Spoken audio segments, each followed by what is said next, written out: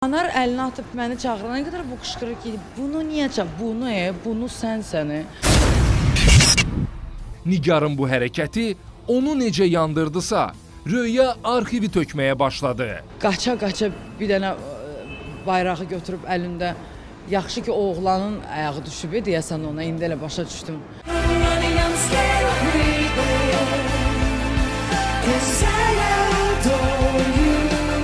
Bu Eldarın şansıydı, onun başına qondu o quş. Bir dənə indi Eurovision'dan gedib gəlmirsən deyən özünü sən nə zənn etdin? Kim demirəm sənə, nə zənn etdin ki, mənə bu sözün deyəsən? Sizin adınız çəkiləndə və siz səhnəyə çıxanda heç durub sizi orada... Mən əlimi atdım, o mənə arxasını çevirdi, gördünüz? Arxası da ki, hamısı yapışdırılma deyə hamısında.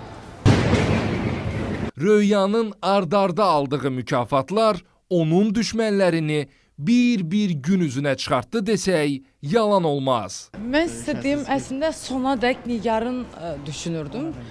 Heç bu vaxtda da heç ümumiyyətlə düşünməmişdim. Yoxsa mən də Nigar kimi mamamla zatla gələrdim. Bütün sevgililərimi yığardım hamısını ora.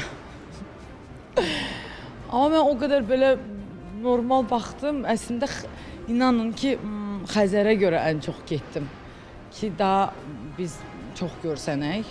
Əsəbi soyumayan Röya Nigarla haqq hesabını qurtarıb keçdi İradə İbrahimovaya. Yenə də keçirəm, 2 uşağı var. Desəm gəlib sürüb ailəsi aparacaq evinə.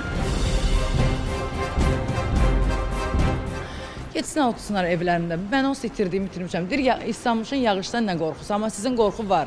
Biriniz ərdəsiz, biriniz də bilinmir hardasız.